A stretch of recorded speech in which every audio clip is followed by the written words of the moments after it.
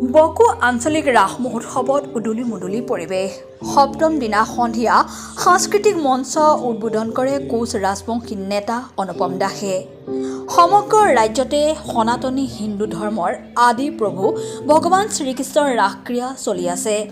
ইফালে কামৰূপ জিলাৰ বকোত মৃন্ময় মূৰ্তিৰ ৰাস মহোৎসৱ আয়োজন কৰি আহিছে। বকো আঞ্চলিক ৰাস মহোৎসৱ উদযাপন সমিতিৰ উদ্যোগত এইবেলি ৰূপালী জয়ন্তীৰ বৰ্ষৰ ৰাস মহোৎসৱ। বকোৰ ৰাস মহোৎসৱৰ আজি সপ্তম দিন। প্ৰতিদিনৰ দৰে আজিও সন্ধিয়া সাংস্কৃতিক মঞ্চ উদ্বোধন কৰা হয়। যি লীলাবোৰ সেই লীলাবোৰ আমি ৰাইজৰ মাজত দেখুৱাওঁ, প্ৰচাৰ কৰোঁ আৰু ধৰ্ম কাৰণে যি আধ্যাত্মিকতা ইয়াত প্ৰকাশ পায়। আৰু এই আধ্যাত্মিকতাই আমাৰ জীৱনত সুস্থ আৰু সমৃদ্ধি কৰাৰ কাৰণে, সমাজখন সমৃদ্ধি কৰাৰ কাৰণে এক মানসিকভাৱে প্ৰয়াস পায়।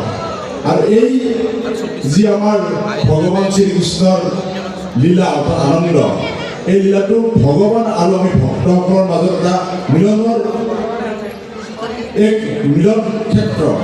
আৰু সেইকাৰণে গোপীসকলে এই শৰৎ পূৰ্ণিমাত এই ভগৱান শ্ৰীকৃষ্ণই বাঁহী বজাই এই গোপীসকলক নিমন্ত্ৰণ কৰিছিলে।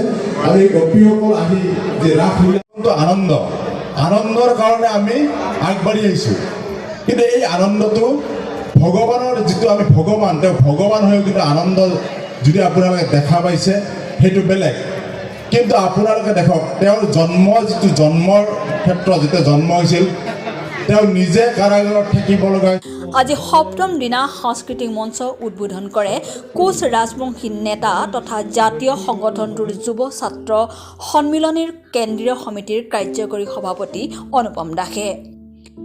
মঞ্চ উদ্বোধনী অনুষ্ঠানত অংশগ্ৰহণ কৰে আহোমগাঁও গুৱাহাটীৰ বিশিষ্ট ব্যৱসায়ী ৰবি বড়োকে ধৰি বহু সংখ্যক বিশিষ্ট অতিথিয়ে। ইফালে ৰাস মহোৎসৱ উদযাপন সমিতিৰ সভাপতি বিষ্ণু কলিতা আৰু সম্পাদক ধীৰাজ ৰাভাই জনোৱা মতে অঞ্চলটোৰ ধৰ্মপ্ৰাণ ৰাইজৰ সহযোগত আয়োজন কৰা ৰাসত দৰ্শনাৰ্থীৰ উদুলি মুদুলি পৰিৱেশে ৰাসস্থলীৰ সৌষ্ঠৱ বঢ়াইছে। ব্যুৰ ৰিপৰ্ট অপৰূপা টিভি। অপৰূপা টিভিৰ তৰফৰ পৰা আপোনালৈ এটি বিশেষ অনুৰোধ। যদি আপুনি অপৰূপা টিভি চেনেলটো ফেচবুক, ইউটিউব আৰু ইনষ্টাগ্ৰামত সদায় চাব বিচাৰে, তেন্তে আপুনি আজিয়েই এতিয়া চেনেলটো ফলোইং, ছাবস্ক্ৰাইব আৰু লাইক কৰি ওচৰতে থকা বেল আইকনটো বজাই দিয়ক আৰু অপৰূপা টিভিক সদায় উপভোগ কৰক। আপোনালোকৰ মৰম আৰু আশীৰ্বাদে অপৰূপা টিভিক আগুৱাই যোৱাত যথেষ্ট সহায় কৰিব। আমি সদায় প্ৰতিশ্ৰুতিবদ্ধ, ৰাজ্যৰ পক্ষত থাকি ৰাজ্যৰ হকে আৰু সমাজৰ উন্নতিৰ হকে কাম কৰি যাম। বিশেষ জানিব লগা থাকিলে স্ক্ৰীণত যোগাযোগ নম্বৰ দিয়া আছে, যোগাযোগ কৰিব পাৰিব। ধন্যবাদ।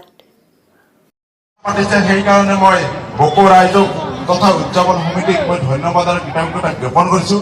আৰু আপোনালোকে ভক্তপ্ৰাণ ৰাইজে ইয়াত লগ হৈ যি আমাৰ ভগৱান শ্ৰীকৃষ্ণৰ ৰাসলীলাত আজি আহি পেলাই আপোনালোকে আধ্যাত্মিকভাৱে ইয়াতে পূজা অৰ্চনা কৰিছে, তাৰ কাৰণে মই ধন্যবাদ আৰু কৃতজ্ঞতা জনাইছোঁ।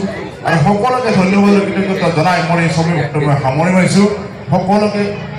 সকলোকে সেইকাৰণে আজি ল'ৰাই ড্ৰাগছ খাইছে, কিবা খাইছে, কাৰোবাৰ টেনশ্যনত ভুগাইছে, আপোনালোকে ৰাস মহোৎসৱত চাওক, আজি আধ্যাত্মিকতাৰে চাওক। আৰু এই আধ্যাত্মিক শিক্ষাৰ কাৰণে আমি বছৰত এবাৰ হ'লে ভগৱানৰ ওচৰত যি আলোচনাৰ কাৰণে বা আধ্যাত্মিক জ্ঞান পাবৰ কাৰণে এই ৰাসলীলা আমি ইয়াতে উদযাপন কৰিছে।